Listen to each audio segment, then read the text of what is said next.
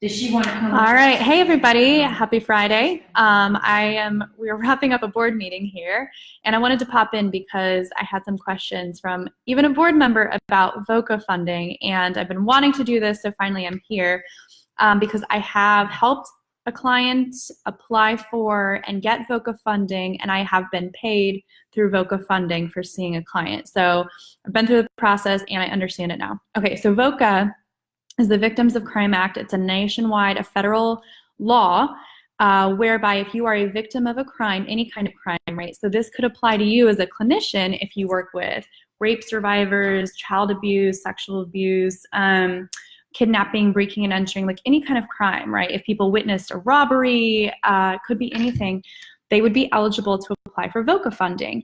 And so if you are under the age of 18, you're eligible for up to $10,000 to go towards medical bills, which of course includes therapy bills. Okay, if you are over the age of 18, and this is at the time of the crime, you are eligible for up to $5,000. Now, VOCA, to obtain the funds, there is an application. I'm going to repost or retag all of this stuff. It's in the group. There's an application for the client that they have to complete. On there, they collect all the information about the client, about, I believe they ask for insurance benefits you have, although those are irrelevant. They do ask for them. And the most important thing, though, is they ask for a case number. Now, the case number is a number that's issued through law enforcement for the specific crime that happened. As far as we know, there is only one case number. I'm going to cross-check that again a couple of times with a few other clinicians today. But there's one case number. I've posted it other places. Again, I will add it in a comment here to this post as well. That's the hardest thing for people to get a hold of, is the case number. So they complete the application. They submit the application through the instructions, which again, I'll post, or already posted, I'll repost. And then they either get approved or denied. Now, what we found is that people who were in the building, in the 1200 building at the time of the shooting, have been automatically approved. People who were on campus but not in the building have been automatically denied. However, I know at least one case where they appealed that denial and they were able to be granted the full $10,000 because they were under 18 at the time of the crime.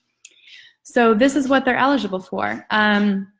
It's a law, it's required, and so far it has been smooth. People get approval within 2 to 3 weeks of submitting their application. Again, the rate of this may change if there are more applications coming in at one time. Tallahassee is going to slow down, but it has been so far a pretty smooth process from what we know. Okay, so that's the client end. If you have any questions on this stuff, please comment on this video, and we will do what we can to help you get this squared away. Okay, that's the client end. You give them the application, you have them do whatever they can, you answer their questions, support them. It's that case management role we all take sometimes. Okay, now on the provider end, to get paid by the state of Florida, you have to do two things. You have to register with VOCA, and you have to become a vendor for the state of Florida. Okay, so the VOCA registration is very easy. There's a website, and you just fill in some information on there with your EIN, your NPI, your address, your name, all that stuff. And then you also have to register as a vendor with the state of Florida and create an account there. And for that I think it's you do a W-9, same thing, you enter your tax ID and all that information. It sounds confusing, it's a really simple, quick process, and you get automatically registered as a provider very quickly through the website, okay? So it's important to know that as a client, you can apply for the VOCA funding within 1 year from the date of the crime. So that's rapidly approaching. That means people can apply up until February 14th of 2019. Okay, and then the funds are there indefinitely for the remainder of their life to cover medical costs that are related to the crime. There are exceptions, so if someone comes back and applies more than a year after the crime, they can appeal the fact that it was late.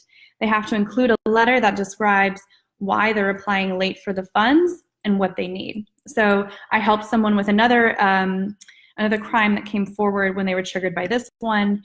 We just wrote a letter stating I was in distress, I was overwhelmed, blah, blah, blah, which is why I did not apply at the time of the original crime. And so now they can be granted the VOCA funding even for that old crime. Okay, so that's the process there. Once you're registered as a provider, you can do that also after you've started seeing someone, okay? So if a client's been seeing you for a while, they've not applied, you've not registered, doesn't matter. You can do it at any point in time, and those reimbursements and those bills can be covered backdated. Doesn't matter the timing. Obviously, you can't get covered for therapy before the date of the crime. That's common sense. Okay, so let's see. Now, here's an important thing that I learned. According to Florida statutes, you have two ways of doing the billing for VOCA funding. You can bill the client directly, and they can pay you however they pay you, check, cash, card, doesn't matter.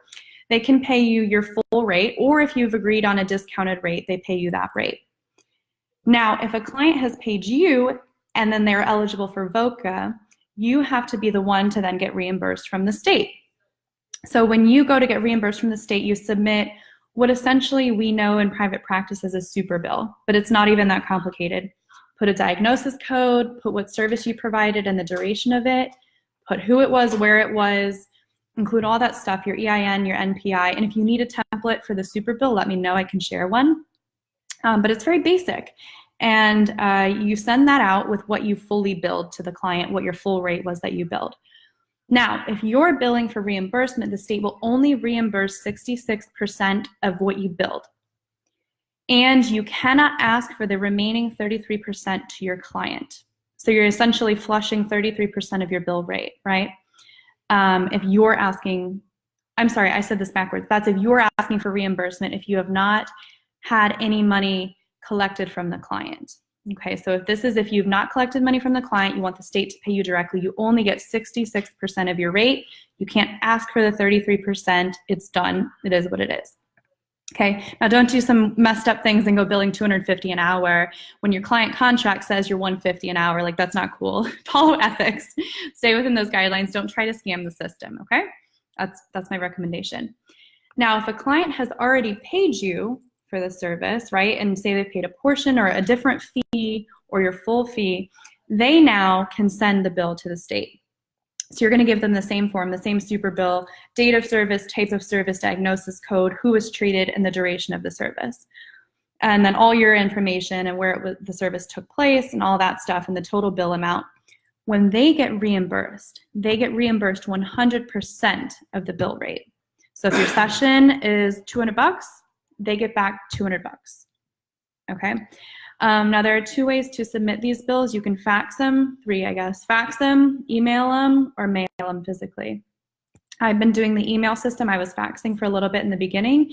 Either one works. I will say that they've slowed down in responding.